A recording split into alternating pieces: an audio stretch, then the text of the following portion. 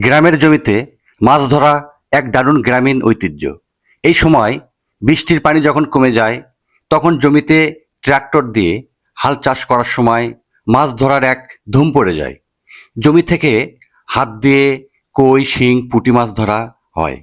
দল বেঁধে পরিবারের সবাই মিলে মাছ ধরার আনন্দ উপভোগ করা হয়। এই যেন দারুণ এক মুহূর্ত। আপনারা দেখতে পাচ্ছেন এবং দেখতে থাকুন।